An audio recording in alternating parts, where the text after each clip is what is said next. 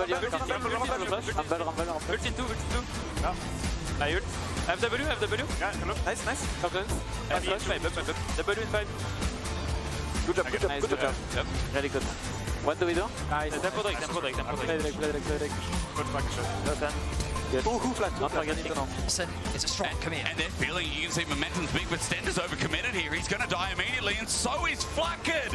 GIANTX might be separated, and Carlsen is doing the work. Look at him on top of Jackies. This Camille! Carlsen takes him down for the shutdown. We're going the distance thanks to Carlsen's Camille. Unbelievable. I think we didn't want to say, oh, they're going to just lose 2-0 here. You always got to give them a fighting chance. But I don't know if we really believed it. But they've made me a believer, Finn. Carlsen. There it is, 3 times, baby. Up on the Camille. What a great game by him. And signature champion. Mechanically really hard. You could never pull it off. I could never. No, I think he showed great patience in that fight. A lot of those fights, I think he was really patient with his. And as Camille says, patience is a virtue. Sure. And I think he highlighted that gracefully with his gameplay. No, I agree. I think he was really making sure that he was in a position where he was baiting out Syndra spells without getting too caught up in his hookshot. Thanks for the Alistar. I wasn't sure it was Alistar, and then someone showed me that there's an udder, actually, so that's how you can, that's how you can see. Yeah. Regardless. I actually lost the plot, but I'm it was so just sorry. Carlsen is just really good at Camille. That's probably what I was getting at. Yeah, there was an Alistar on the other side. Good? He was the goddamn best Camille I've seen in a long time. Did you think Kamiloo played good? Absolutely he did. Did you think Jun played good? Oh my god, please stop. We're losing our mind over here, but it's really something to be excited about, right? Because it's kind of hard to find the ways or the win conditions for them when you look at the series and when you look at if in a game 1 GX really plays to the things that have been their strengths when they have won their games. You don't find a lot of openings for them, but I don't know, the resiliency, the fact that that rookie had to step up and carry from that position, meaning that everything was on his shoulders, the fact that Kamiloo had a couple of oopsies in some of that games, right? But they all, they kept it together. I think it's beautiful. It's embarrassing for GX, but we'll talk about that later. Yeah, I think it was these great punishes on the overextensions of GX. I mean, GX constantly got hubris and they tried to get way too much and they couldn't really go that far. And when you get this Camille with she got a triple kill in the top side fight. We're going to talk about it later. But when the Camille gets so ahead, the Rumble can't really walk against her on the side lane, because if Rumble ever walks into her E range, he just dies. And that is quite a far range. We can talk about it now. I think now is a perfect time to get into it right now, actually. So let's just roll the clip as well, because it kind of starts, as you said, Finn. Like, we're in a position right now where they're just out on the map on top side, and they've already been here for some time. They're trying to go for a dive again, and you kind of just have a look at the map state. It's not like you're thinking that multiple people is going to be moving up here in a bit, because it just straight up looks like that you're going to be, well, just playing a bit for vision. I mean, GX logic is that they have mid push on Corki, and the Varus is going to go and catch mid wave, and then they have a play top. But Flakked actually very cleverly opens top lane with the portal, so he's actually here at the same time as the Corki, and it turns into this even fight. Jun goes very deep there and gets punished by the Maokai, and here we have this very chaotic sequence in the topside river where everyone is fighting everyone. And you can, if you roll the clip here, you even see Carlsen keeping in behind there. Rumble doesn't really get much, and it's just going to be a really scrappy fight. But this is what I'm talking about, right? You're looking at where the members are, right? We see one member here, two members here, three of them over here. Like, while it's a nice, fine line, it's way too split. And the members who's benefiting from this is really Team Heretics, who's able to just rile them down. There's no way that you're going to get away in this position. Lot's completely forced out of the fight. The TP you're talking about in a bit is going to come around as well, Finn. So as we roll up the clip again, it's overextension from GX, and it's Team Heretics that capitalizes on it, and this is where it is a horror, because it's Carlsen who picks up all the kills. Yeah, and Camille wants nothing less than a scrappy fight where no one is peeling for their carries. If the Camille gets onto them without an Alistar knocking her away, then that's exactly what she needs. And she's gonna find more angles like this later, but this triple kill really started a snowball for Heretics.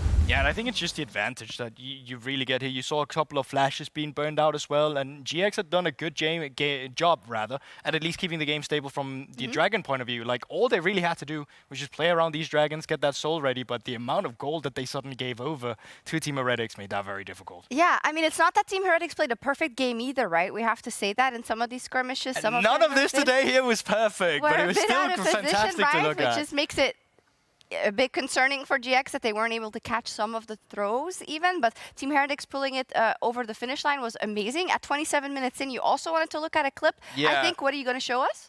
Well, it's not uploaded yet, so I hope production has it ready on standby. No, that's... well, we're going to have it by yes. We're going to have it by the end. Run it here as well. Here we go. Yeah. So here we have a fight. Let me see what happens here. Yes, Jack is pushing out top with cover, and then they actually want to go look for a pick on him. But the Camille actually manages to get onto him now when the Scout of the Week is down. And as you pause the clip, it's also once again a very scrappy fight. If you look where the Syndra is, she's completely cut off from the rest of GX. So that means it's very easy for Carlsen to just go onto her and kill her here. And that's Carlsen, who's just been baiting out with a hookshot as well. He just went to the wall, didn't go anywhere with it, but it's the kind of pressure that you see when a Camille is on a wall that says, I can't step up, I can't do anything about it. So despite Jackie's having some great scatters that game, he could never really join his team and play from a good position. No, and it was, yeah, Team Heretics and Carlsen on Camille just pushing the advantage. 18 years old, of course, came from Los Heretics in LVP Superliga, won both domestic titles, fourth at EMEA Masters in summer, right? A bright future, but you also have to actually do it on the Rift, and he did here. But the big question is, can they parlay this into a series win, which I cannot overstate would be absolutely huge for a team with these members, with these rookies, against the stature and the expectation of GX, in my opinion. Yeah, and we need to bring it back, because we talked about the expectations set on GX earlier today. Yes. And the expectations for them that they set for themselves is that they're going to win a championship this year. And when you come in here in winter, and if you would lose to Heretics, that would not be very convincing, would it? No, let's bring the timeline back here, because I made this a little bit in jest, but also just to paint the picture. But when we talked about this in our story meeting, which we do with all the casters, Finn, we asked you, does this actually have an influence on you if you are a player of GX, right? That all this stuff is going on once you start losing. And you said... Yes, I said that usually when this stuff keeps happening is that as long as you're winning, it doesn't really affect you. But the moment you lose that one game in a best of series, the moment you lose that one thing that is propelling all your confidence, then that the castle can come crumbling down, so to say. That those thoughts get into your head, and that negative spiral can really easily get to you. For what it's worth, I thought you were crazy for this one. I saw no way that today shouldn't have been a 2-0. I already thought the Team Heretics has overperformed. The fact that this is even potentially real right now, is that? What is going on right here? What? I am so confused. But the fact that this is even remotely close to becoming true in today's series is unbelievable. It's never been clearer to me. I jest. But it is true that it must be in their heads a little, regardless of all the noise on social, just the pressure that these players put themselves on, right? Even if you look at, let's say, a Noah and a Jun and a Noah who's been vocal in the past about not being happy about not getting where he wants to get, not showing what he's able to show. This is where you have to, because now it's no longer about, oh, a quick 2-0 versus Heretics. You're up against this in Fearless Draft, in a Game 3, with some rookies on the other side, Finn. You can probably speak to this, who have great momentum going into this third game. Yeah, but it's also important to highlight that this is not the end for GX. They can still stabilize, they can still get back together, and then we need to see this from them. We need to see them show maturity, we need to see them show stability. Not matureness? Mature. Good call out, good call out. Wow, I'll just keep catching strays here today. I don't know what it is. But yeah, we need to see them come back, find their calm again, draft a comp that they know how to play. The Syndra was a bit out of the left field. Yeah. It was a bit weird. I haven't really seen anyone play Syndra lately. Do you believe it? Do you believe it? Who's winning Game 3? I mean, that's a tough question. I still think it goes to GX, but in terms of pressure, I think the pressure is on them because they have that expectation. Team Heretics doesn't have that. They're a bunch of rookies. They've already overperformed. Now they've just taken a game. GX backs up against the wall. GX definitely have the pressure. You can't keep it short, can you? Who's going to take it? I believe in GX. Okay. I think it will be fun to see. Regardless of the clinic put on by Carlsen in that second game, my analysts still think that GX is taking it. Do my casters agree? Well, at this point, I have to say, Team Heretics have the hero story, the upset, as Sjokz said. And Sjokz, I'm happy to die on this hill with you, that this would be such a major upset considering the lineup. Remember last year, Noah and Jun, 4th, 2nd in their playoffs respectively. Worlds and MSI attenders as well. That would be such a huge takeaway from GIANTX, from their bot lane. And Team Heretics at least starting the upset in game number 2. Now we're on a fearless system where 10 champions plus another 10 are taken away, plus a further 10 for this final game of bans. Draven banned and Alistar on the red side this time away, Vedi. What is first pickable for you? Yeah, I mean, we're getting a bit deeper into the pool now. This is a bit of a first for me with so many champions being banned away. What does the priority become? Jace. I mean, GX are going to answer that question for me. Jace is going to be that lock-in. Wow, these picks are coming through very fast. These teams have clearly prepared for this. The Lulu already locked in for this. A blind pick Lulu is asking for a Blitzcrank. It is. Like, Thresh, Blitz, all sorts of playmakers for Jun. For Sheo, early jungle. This Wukong, again, still high priority. So that gets locked in. AD jungler versus AP jungler for GX might be a counterplay here, Vedi. As often seen when Wukong gets locked in this early. I mean, Vi's not available, right? Vi's not available. Yeah, Vi's not available. Pantheon's already gone. Pantheon gone. I mean, you're looking at things like maybe Lilia. True. I like the Lilia call out. But it depends. I mean, yeah. Zara's banned. Karthus is an option. If you want to go very poke, you could go Nidalee as well. True. Looks like they're going to lock in their AD carrier. Part of it is denial. Jun showing what he did last week. Nico was so what he good brought on out that. against the G2. He was fantastic on The G2? brought out against G2. The Nico is what he brought out. He's hovering it for now as they contemplate what else they want to do. Perfect music for game 3, by the way. Whoever picked this song in our production crew, pat yourself on the back. This is an absolute banger. It gets the vibe going for now with the Sejuani locked in as well. So, Sej versus Wukong, going to be fantastic. Setup is there. We got scaling for GX already. For Team Heretics, how do they cement the Lulu? Because it seems like the Zeri Vedi here is a takeaway. Jinx? Sivir? Question mark? I mean, Heretics are really simplifying the draft. Look at this front to back. Great team fight, wombo combo, engage. They've already got the Wukong, they've got the Sivir ultimate. They can kind of slot in almost anything that they wanted. You're expecting something like a mid lane mage, Orianna, possibility. Okay. You could also, I mean, I don't think Victor's also been played this series if you want to go in that direction. It depends on how concerned you are about the potential poke coming out from the Jace. I feel like they have a lot of options. Norla's going to be banned away. I imagine Blitz is going to join them in terms of the ban. That's a good point out. You already picked. There is a thing as too much scaling though. So with points like the Victor, I truly wonder, is that the direction that Team Heretics want to go? As Aurora is taken away. More playmaking from mid. This could be a Yasuo game. You reckon? Into the Jace. Just throwing it out there. They've already shown us their willingness to play Jason. Carlsen, he's got to be feeling confident. You know, they save his pick for last. You lock in something for Kamiloo that can give him a bit of safety, a bit of security. He himself said he's ramping up through the series. Let's go even further. Does Carlsen play Quinn? I mean, let's take it to the absolute limit. I've seen Camille. I know you're the Shy fan, but there are other top laners. Hey, I just want to clarify. That's Carlsen you're talking to, by the way. So that Victor is banned. You pulled that out before. Double engage option taken away. You said Blitzcrank. They said Leona. What if it's a Lulu solo lane? You reckon that's possible? Oh, we've got... It can still go mid. True. It could. I mean, how much are they cooking in the kitchen? Sion picked here. Remember, that could... I mean, could be a Jace mid, but so rarely seen in LEC. As Orianna was one option we're talking about for Team Heretics. For GIANTX as well, a perfect slot in. Would just provide great team fight value. Solid laner against most matchups. Ahri is something that could be solid for Heretics right now. But how did GX want to round things out? Oh my God. Oh, she's back. Yo, can I get a meow? Mixed reactions from the crowd. No one likes this. Not mixed. No one likes Yumi. Meow though. Meow meow. Meow meow. Yeah. Okay. Thank you, Vedius. You're welcome. If you've thought about getting a cat, maybe there's a sign. Silas game 3. He's feeling it. Okay, they're putting their trust in Kamiloo this time around, unless there's a crazy swap with the Sounds going mid and Carlsen's playing the Silas, but I don't expect that. But look at this, a brawly comp from the side of Heretics. Very skirmish heavy, relatively short range. Sivir has a lot of AoE damage, and her Q obviously goes very far, but her actual base range, she really needs to get relatively close to her opposition to be able to hit them. And you look at this Orianna with a lot of zone control. Zeri, a lot of range coming out from her Q, and Jace with the amount of poke. There's a bit of a range differential, but fortunately for Heretics, they have great engage. Sion, Wukong, Sivir, all very effective tools for starting off those fights. Meanwhile, GX, also what's great is we're getting to see a matchup of the range supports, which we don't often get to see. So much of what makes GX good is Jun on an engage. True.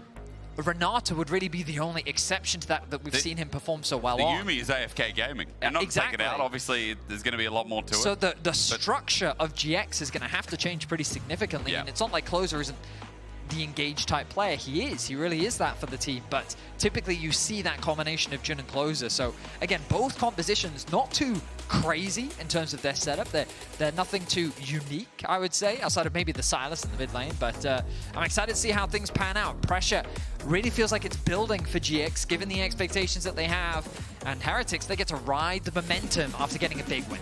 After a big win that takes us to our third and final game of the night, one of these teams is going home. And one of them goes on to verse Koi. Tomorrow that game is, by the way. They've got back-to-back nights if they win this.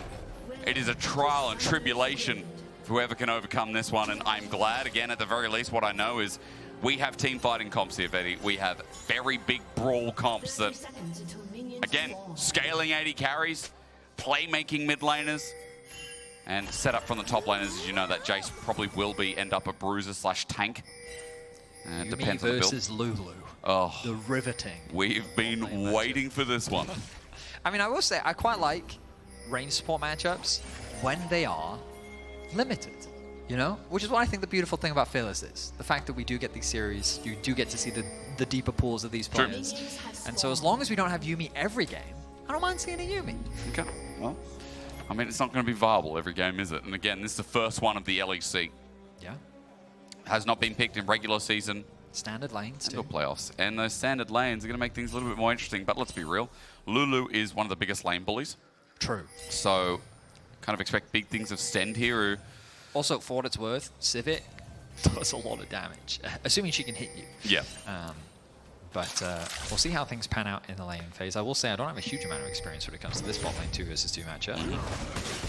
Thankfully. Are you worried about what ultis Kamiloo can steal? Is my quick question to you. Ooh, good question. I think it's got a lot of great options. Okay. I think the Sejuani and the Orianna become the immediate ones, but the ones that people underestimate is the Zeri ult. True. Because the initial cast of it does so much damage. It's AP. There's a lot of magic damage in it, I mean, I'm pretty sure the way the Silas's ultimate work, it always turns it into an AP ratio. Oh, okay, right. But I think it's not bad for what it's worth. Yeah, for sure. So it's one of those abilities where it has a lot of burst potential. And it's definitely one to underestimate. I don't know if he's going to be keen to steal away the Yuumi ulti, but hey, we'll have to. Final chapter got a lot worse when they changed its speed. Remember how fast it was? That was really good CC. But yeah, curious about that one as well. Does it look rubbish? Because this is one of the biggest reasons why we stopped seeing Yuumi, by the way. I mean, her ult nerf, I think, was one of the last times we I will say Yuumi got nerfed so many times. Good. Good. So like, when you say the nerf, I'm like, which one? The 5 patches that had happened? Good trade from Camille. He all-ins, and that's what he has to do, but Clockwork Roundup means that Jackies can just auto him down in response as well. It's a tough lane matchup. Oh, it is. For the Silas. You kind of have to be willing to skirmish, but of course the cost of that is, well, your HP bar. So having your jungler nearby is always a valuable thing. But you can see the bullying that's coming through already. Likely going for an early base, as we see both junglers hovering around the bot side of the map. Q sidestepped away from. Noah coming out with the health advantage. Good damage on the Stend. Really good trade from Noah and Jun. And the power is Jun could absorb damage, auto attack, get that shield passive. And then he jumps on, that damage mitigated. So GX doing a little bit better than I expected as Jackies has punished Kamiloo here. Good auto attacks, but Sheo now nearby. And Jackie's going to pay that respect as close as spots him out as well. Grab was secured by Sheo. He doesn't want to overstay his welcome and will choose to base. So the heal comes out. Good auto. Stend walking too far forward. Big mistake here from the supporters. Exhaust is down onto Flakked. He's got no mana. He has the barrier as well.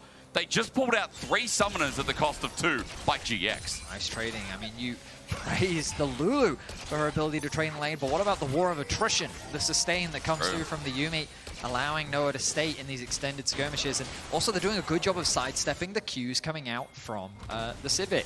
So good pressure being put down. Closer sets its sights on mid. Camilo's in trouble. Yeah, might have to flash away, abscond, abduct or something as spacing there, but closer, maybe just forcing him out of lane for now. As you look at the minions he's losing at this as well. Look at where the wave spot. is. Yeah, I think it's not quite going to freeze because of the HP of those range creeps, but it's definitely in a very awkward spot for sure. Going to be forced to TP in quickly.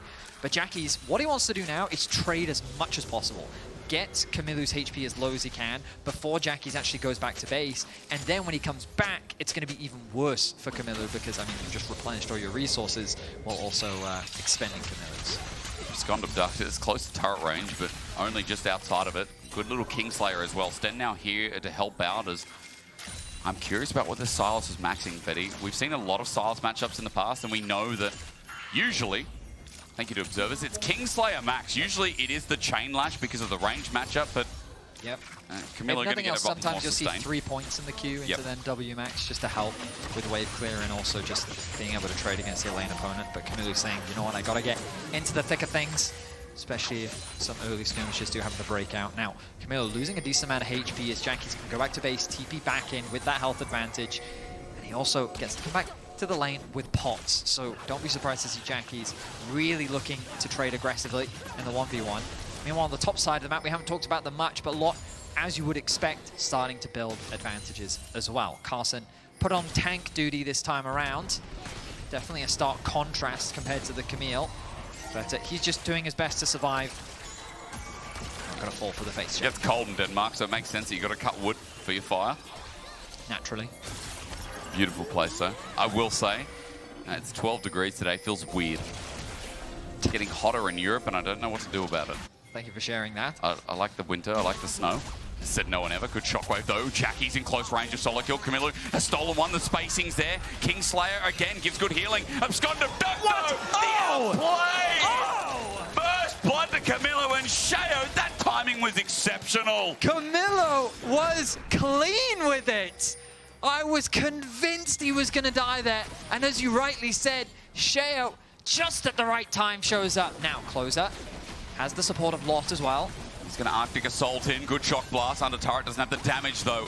As you said, the acting, I think, just did it. But look at that mid wave. It's in a horrible spot once again. The kill is valuable. He's going to be able to close that goal gap, but Jackie's, in terms of the experience, still going to be ahead of his lane opponent. And he's going to be able to set up that wave in a nice position for himself. Again, look at it. Just slightly overextending, forcing Kamiloo to overstay his welcome in the lane, which does offer opportunities for Closer to set up for, again, going to be level 6 very soon as he starts off the grubs on the top side. But I wonder how this lane gets affected a little bit more. While grubs are going down, keep that food for thought, because Hextech Alternators picked up by Camiloo. So this Sylas now has a little bit more access to bursters. And pots, crucially. Oh yeah, the pots also are very nice. 2 stacks on the Dark Seal too, by the way. So it's actually quite a big influx of AP. As Hijack is on a pretty short cooldown if you don't know. It's just a cooldown internally with each champion that he won't be able to steal from Jackie's, but Camiloo now has options. That Sejuani ult we talked about. Noah's ulti we talked about as well. Where if he roams, he will be able to pull out something else. Very nice, he got the cannon in. We always like that. The bot side of the map has been relatively even. You can see Noah built it. Oh, God. What? Riot! What? Okay, well, Camille might be in trouble. Shockwave in, and it's going to turn about again, but Stend's here. He's got babysitters at every turn. I mean, I feel like with how close he's cutting it, he's going to need him. Those chains didn't connect. You cannot tell me those chains connected. I mean, it's the classic Sylas play, though, where every time you have E, you always just throw them in the direction of your lane opponent.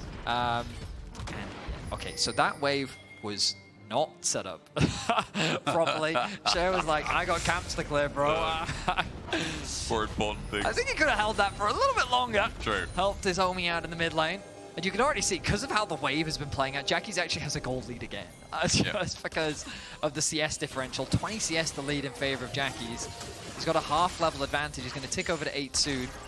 So overall, the early game, still pretty even across the board. Helps when you have, I mean, almost 3 winning lanes, right? Because Noah and Jun have kind of moved into their own too.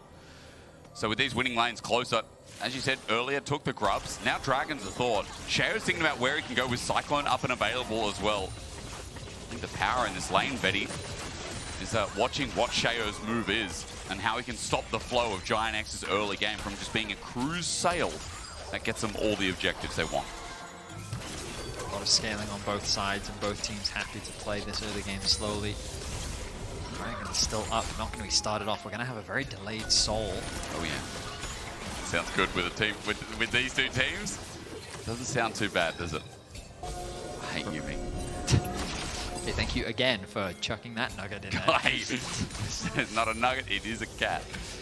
You know, I've thought about getting cats while in Berlin, but Yeah? yeah. You a cat or a dog person? I am a dog person, but I'm willing to give cats a try. Not because of this game. Okay. No, if it was based on this game, I would never get a cat. No. I was going to call it Because if you do... I was going to call it Aatrox for a bit, but my wife said that's a very aggressive name. And I said, yeah, he's a demon. So that idea's out the window. Do you think that's what the cat would say? Yeah, exactly. I think you're a cat person, Betty. I mean, I'm just an animal person. Are you? I've seen you. You're always so comfortable with animals as you walk down the street. Way more than people. That is true. With how he treats me, I can confirm that is true.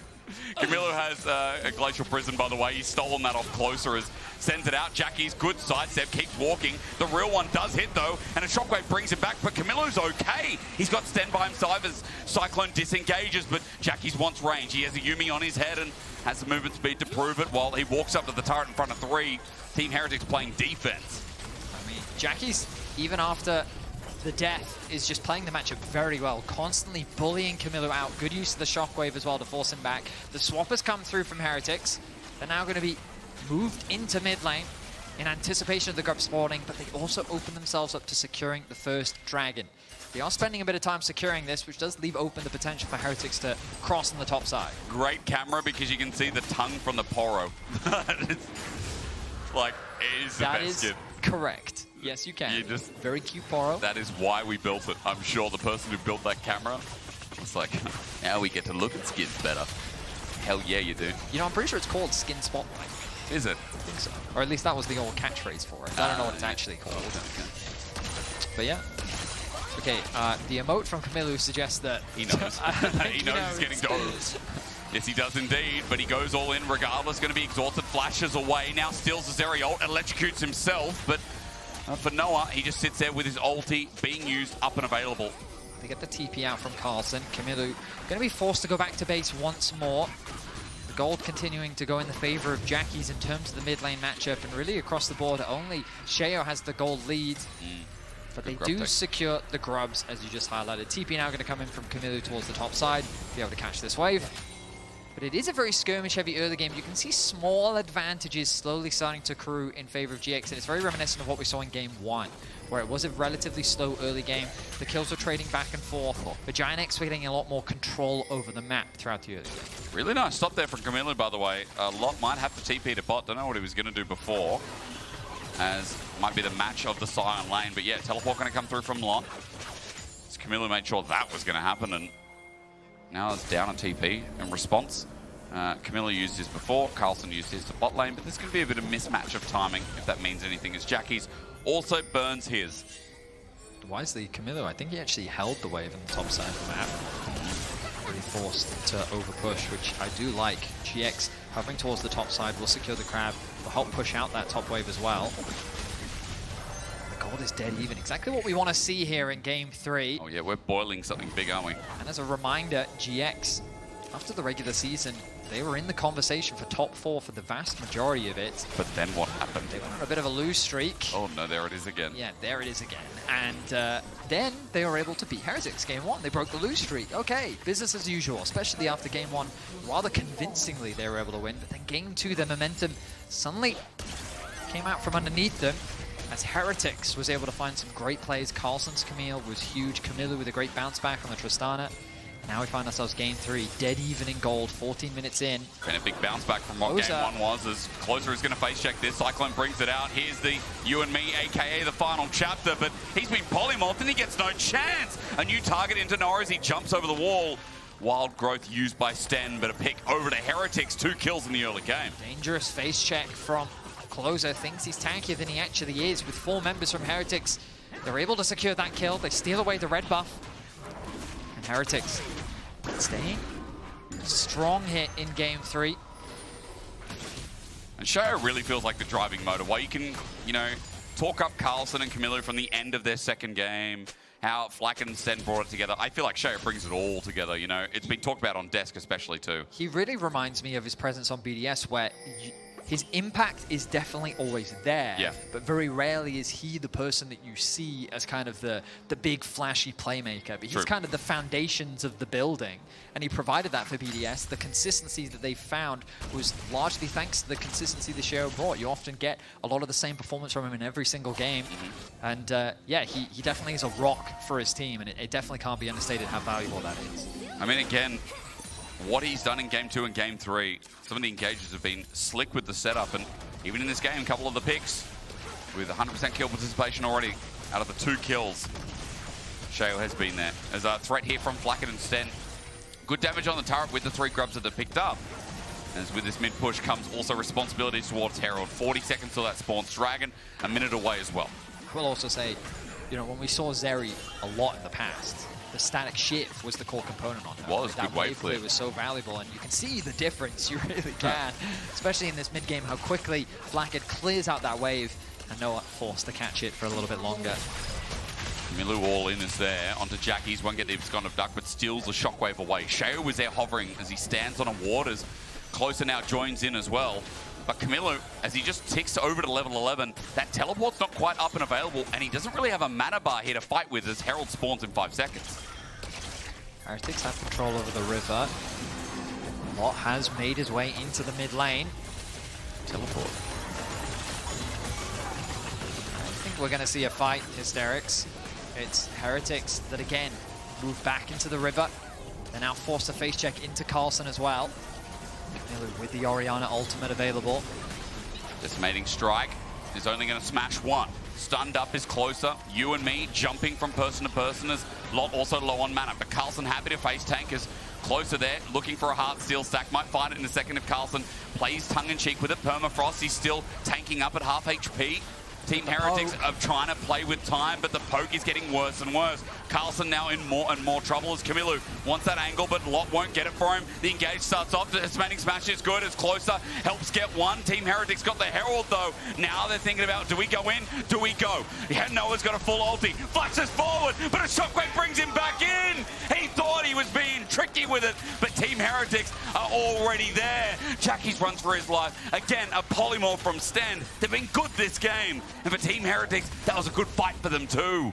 A flashback to the Fnatic of old as Noah flashes into the face of Heretics, and it costs him his life. A huge team fight win for Heretics.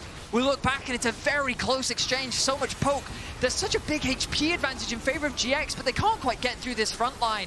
Sheo's clone soaks up a lot of the damage, and you see this play here, Flakked, indecisive about whether he wants to commit to the play. Then Noah flashes in. Oh, he ends up getting knocked back by the Kamiloo shockwave that he was holding on for so long. He's able to find a clutch play, and they end up getting 2 kills. They'll get the Dragon and the Herald. Heretics are getting everything here in game 3. The momentum from game number 2 is obviously working out. There's a 1200 gold lead for Sheo just in jungle.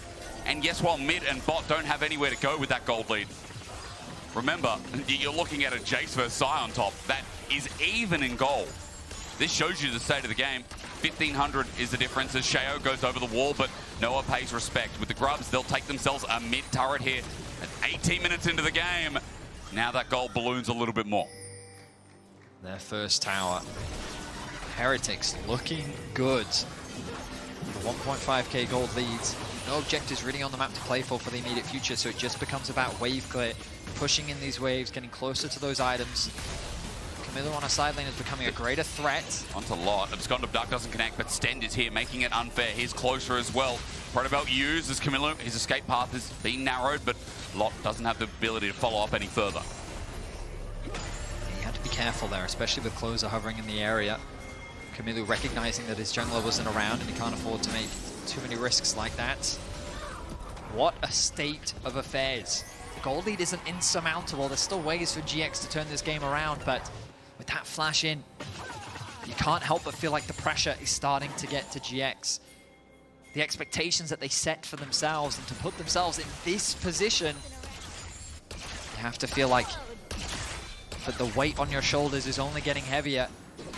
Whereas Heretics, they're just riding that wave. Sheo, he's been in these positions multiple times before, leveraging his experience. 1-0-3 the scoreline. He's been involved in every single kill that the team has found. Scond of Dark. Sheo is here as well, looking for the Cyclone, but he won't pull it off. Again, holds resilience as Lot. Now just has to pay respect. Close is here, just trying to get his Gromp. He smites it just before Team Heretics get involved, but their map movement's big. There's no trade here, Vedius. I mean, this is going to be a push for outer, maybe inner. I mean, I love the way in which Heretics, they have Sivir very quickly clear one wave in mid, move into the fog. Yep. Attack the side lanes with the rest of the team. Meanwhile, GX, they're playing towards the split pusher as well, making it harder for Orianna to sit on the side lane. You can see the Ori sitting in bot, but it's an awkward spot for the Ori to be in. Another connection onto the tower will be made. Now we're setting up, well, Dragon's still 2.5 minutes away. Reset's likely to come through, though, from Heretics. They want to spend the gold that they've picked up. They can afford to give away this tower. Oh, they're not even going to give this one away. No objective given. Only taken here for Team Heretics. 2k gold lead. And at 20 minutes as Atakan spawns, it spawns on the bottom side of the map here. For Team Heretics, I mean, again, it's already been stated here with Protobelt now through. Good sidestep from Jackies away from the Glacial Prison. Just throwing that out to test the waters a little bit. He should recognize that the bot side of the map is a dangerous place. His jungler has now made his way down along with the support. Setting up for the Dragon. Again, they're still 2 minutes away. Mainly just playing for the crab as they keep these waves pushed in. Look at how the momentum has shifted. In the early game, it was GX that had pushing waves across the board. They were the ones with all the control. They were the ones securing all the early objectives. But now it's Heretics dictating the pace. They're moving around the map beautifully. And so much of it is thanks to Flakked on this Sivir. Keeping that mid wave permanently pushed in. Noah catching the waves just doesn't quite have the same level of wave clear. Look at the itemization between the two AD carries as well. The Runan's going to help a lot. Big pickup now secured for Noah. Especially when you've got those medium range, small range players like Kamiloo, like Sheo here, running into you. I'm excited for this big fight that's obviously been brewing as Carlsen will take next to no damage from Lot here in this game. That's almost a 2-item silent. As you can see, almost 1k in the bonus HP in the top right of your screen thanks to Grasp, thanks to his W passive. Sion getting more and more unkillable here as Kamiloo. And it was just so he could start and maybe bait it out, maybe get the ward as well with passive as Team Heretics have this brush under their control onto Closer. Sheo's just going to bop him for a bit. But that's all it is as Dragon spawns in 40 seconds. Round 2. Also with another phase check, but he feels relatively safe with Yuumi at his side. Oh, good damage on the Carlsen. Battle of attrition though. Carlsen has to be bopped over Nice and over again. there onto the smash. Difficult for him to straight back, but yeah, the regeneration from Carlsen still pretty high. He's stacking up a storm on the top side of the map. He is 1k. gained, yep, 1000 HP. Okay. Well, what's he sitting at, Vedi? What's the actual HP? 3.8k. That's only going to keep going up. He's Oh yeah. completed the Jack show. Likely going to lose that top tower. I don't think Heretics is too upset about that though. It's a tower that you expect to fall regardless. Got great position on the Dragon. Again, keep your eyes on the map and look at Flakked as he moves into the mid lane. Actually abandons the wave. Wants to be there to better support the kill onto the Dragon. Team Heretics pull it out. For now, Closer has to walk on in. Flakked just gets a boomerang. Walks back after realizing that Closer is feeling confident to join. A Yuumi on top of the pick as Closer just walks through. Dragon still goes down. Team Heretics take that. And again, the only cost was that top lane turret, which is more gold for GX. Now, ideally, Heretics would love to break open that bot tier 1. GX have done a good job of reclaiming control over their bot side jungle, though. But you can see Sheo and Stend trying to move into this area of the map. They want to set their sights on this objective. Keep your eyes on Lot, already making his way back out. Sheo jumped into this, by the way. Jackie's is now joined in, and the disrespect might cost him wild growth. Sjokz and awes him. Team Heretics have walked in deep with him as well. Sheo, the building blocks of Heretics, enables Kamiloo to die by his side. An overstep on the engage. They committed onto closer, while Jackie's just walked up from bot lane. An easy pick will convert into an Atakan. And GX, just like that, may have found the momentum that they were looking for. Patience in this game with these drafts on both sides. It does feel like whoever's most patient will end up winning it out for GX as they wait for that mistake. Now with Atakan, they swiftly turn the gold lead. And as this gets taken, Jackie's also finds a bottom lane outer turret. Man, a mistake like that in game 3. I mean, we've seen these mistakes multiple times from Heretics. They overplay their hand. Sometimes their patience, they can't quite maintain it. They overplay. Now again, when you look at the gold, it's not that big of a deal, but really you need to look at the bottom of your screen and notice the advantage that this Orianna is starting to build. The itemization between the two AD carries has pretty much been neutralized. And the Void Staff near completion, I should say halfway to completion from Jackie's.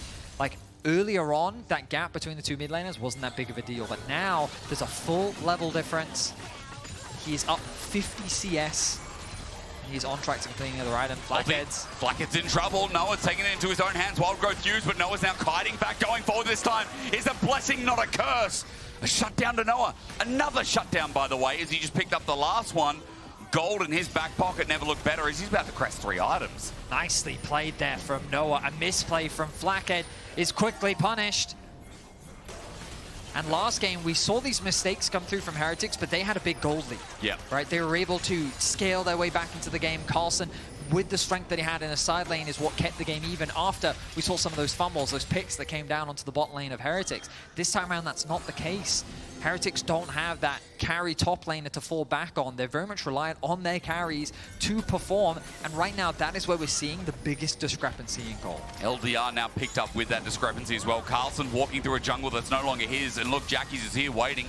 Heartsteel's a free stack as Carlsen just holds on. His ultis, flash, all available. He knows it's going to take more than that to kill him. Noah, the tank shredder, is not there. I mean, I think GIANTX have realized that as long as they play calm and they don't overforce anything, they can just wait for Heretics to make those mistakes. Sheo goes in. Well, Sheo under turret. I mean, this might not be a mistake. The Cyclone sets it up perfectly. Flakked, look at his angle. Just trying to auto-attack and be the hero the Team Heretics need. As Noah again just ultis over. He's got a Yuumi on his head. Not going to die yet until now. Atakan debuff. There you go, into the grave. Closer, as close to dying as well. But for GIANTX, they walk away from the fight. Team Heretics ran out of steam. A very close fight, but it's crucial that the Atakan comes into the conversation because GX were more than happy to take it. They gave over 200 gold in exchange for 2 kills and a tower. Stand on a ward. He spots the support out. He gets himself another kill. And this was the level of confidence we were looking for from GX. They are definitely flying with their sails held high as they find themselves another pick, and the gold continues to go in their favor. Tires look okay, the doors are closed, like no one's hanging outside the vehicle. I definitely feel like GIANTX are in control yet again. Baron now started. There is no support for 10 seconds for Team Heretics. A scrying ward to see at least what they can hope to see. And Sheo needs an innovative path, but again, he's on that ward. He can't get anywhere near the pit. I don't think that there's much Heretics can do about this Baron. And the lead that GX had already accrued is now going to balloon even more. 4.1k the advantage that they have. And we find ourselves in a similar position to game 1. This is their game to lose. Heretics have position on the Dragon. They've pushed out this bot wave incredibly deep. Kamiloo with a quick back to base means that he has to seek his arm guard. The push in mid makes it much harder for GX to approach. Baron buff giving you a slight advantage when it comes to the team fight. But this could be an avenue for Heretics to turn things around. Let's see if they can get a good fight ahead of the Dragon. That voice stuff now picked up for Jackie's. I talked about LDR before. The fight, Noah now just has a BF sword to add on to it. Lot is hurting too. By the way, shield piercing item now picked up as well. So Lot at 3 items strong is onto this Scion. They're just going to take it front to back. GIANTX don't care. They've got a Yuumi. They've got Sustain. The Shockwave blasts them apart. And the hero play, the hope of Team Heretics is quickly falling away as Carlsen, even with a great ulti, will be taken down too. Noah continues chasing his ulti in full tow. And GIANTX will not be falling off this road today. A double over to Lot, and Team Heretics are withering away. GX keep it simple. They just hit the target that's in front of them. And with Carlsen falling, they find an angle for a beautiful Shockwave combo. Quick kills into a quick team fight win. Dragon secured. GX looking to clean out this series. Might have been a flash in the pan then, because GX returning to what game 1 looked like, at least at the end of this one. 8,000 the lead. It'll quickly become 10. Jackie's is blasting open mid, and no one's up for another 3 seconds. Stend is alone in this game. The damage is significant. The base of Heretics is in tatters, and it looks like GX are going to be happy with that. They'll look to reset, go back to base, spend the gold that they've accrued, and look at the mid and AD carry difference that's built now. We look back at the fight, and again, they just focus on the Scion for now, but look at the ball, look at the positioning of it. Heretics lose track, the Shockwave connects onto 2, and then the burst from Noah executes the jungler, and then it just becomes a chase down. Heretics can't find a good position to fight, they fall short, and GX then chase down Flakked. And I mean, Noah's damage at this point is unbelievable. A Lot is outranging anyone. Add him into the mix as well with this Bruiser mix. For GIANTX, I mean, we're on the ropes for a little bit, let's be real. You know, this organization, as we said, it's been a little bit downhill since the end of the LEC regular season. GIANTX will always talk about outside that threshold. Team Heretics today have tested them. They've really told us that, yeah, GX aren't, you know, good enough yet to hang with the top 4. But maybe they'll get there. Maybe they'll get there. Maybe they've got a lot to learn before they go to Koi tomorrow. But finishing off this game cleanly is exactly the way to go. Team Heretics fighting for their lives here before their winter gets cut short and they're left out in the dark. They're going to need some sort of crazy outplay to turn this game around, and they're probably going to need a few more after that. Kamiloo with a strong start. If he can find a nice ult steal, maybe the Shockwave can find a pick on a Noah, but even if they do, the problem is Noah has so much support. Glacial Prison stolen. Decimating Smash looking. Closer not finding. Flakked right now, the reason the base is not in tatters and topside is because of this wave clear from the 3-item Sivir.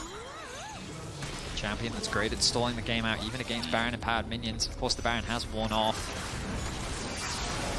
But 10.8k is the lead. In the base they try. Sheo backs away. Kamiloo waiting to throw that Glacial Prison with that hijack. He's just sitting there, level 16 Silas. Might be hard. Real one sent out by Closer. Kamiloo still looks for the angle, but the turret's gone in the meanwhile. When's he going to throw it? Sheo's in with the engage. There it is. But into the back line, he's destroyed. Noah took a tiny bit of his health bar thanks to Jun sitting on his head. Team Heretics, this defense, not going anywhere near what you'd hope for as a Heretics fan, lying on the bench. 11,500 gold lead, and now the next turrets are soon to fall. Stend flashes away as Lot comes from the top, and the rest come from the bot. Carlsen tries to ulti in. Kamiloo can't even get his Shockwave until he flashes in. Goes golden, but Noah just goes past him. A flash in the pan is what they'll say, as GIANTX were also forced to work for it.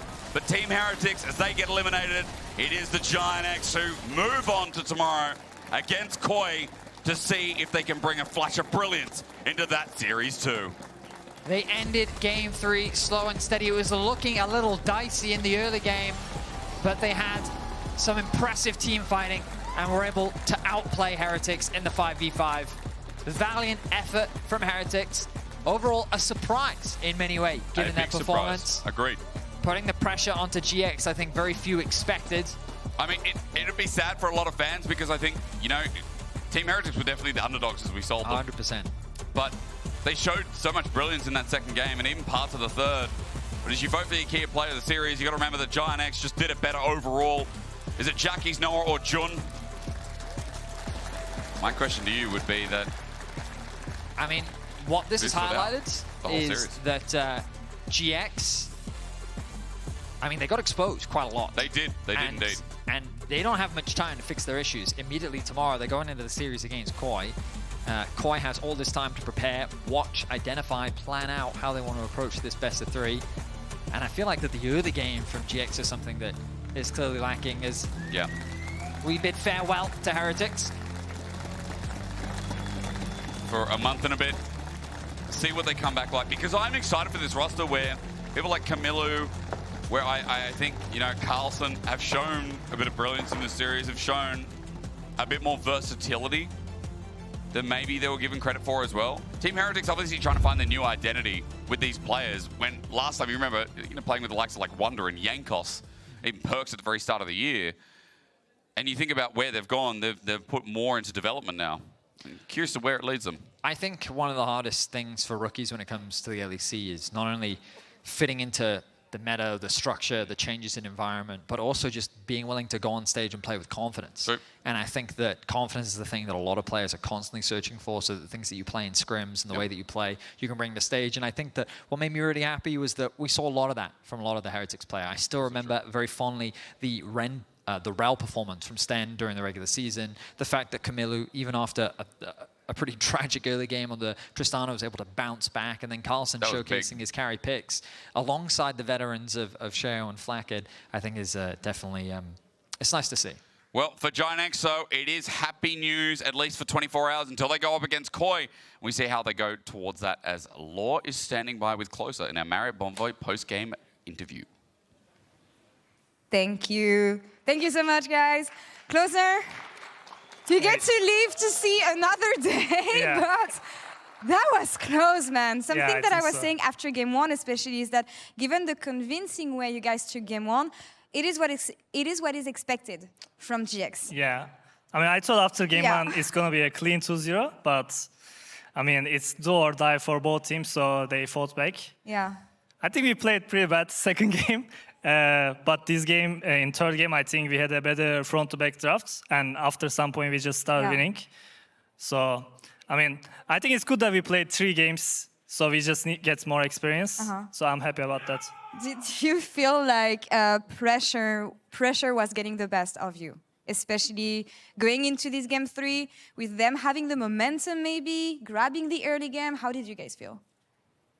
No, I think I just tried to play out the drafts. We didn't think about pressure that much. I mean, not me. Of course, and I feel like that's the attitude you want to have, especially when you aspire to be one of the top teams, which you still can be with this victory. But let's talk about what's been going wrong with you guys, because first week was exceptional, second week, and then it just unraveled from them. So talk me through the issues you're suffering from I think now, just like our second game, like we are very inconsistent. Like first game, we just stomped them. And then the second game, we are just permanenting. I don't know, we are just very inconsistent, but I do think we can beat everyone. So it really matters which kind of GX shows up that day. But I mean, I still think we will win tomorrow. All right. And we just take the best out of this series. What is your understanding of Maokai? Because they're not doing that hot either. But what makes you also think that you're going to fix everything you need to with the little time you have? I mean, our regular split match, we should have won against them. Yeah. I think they're also on a decline.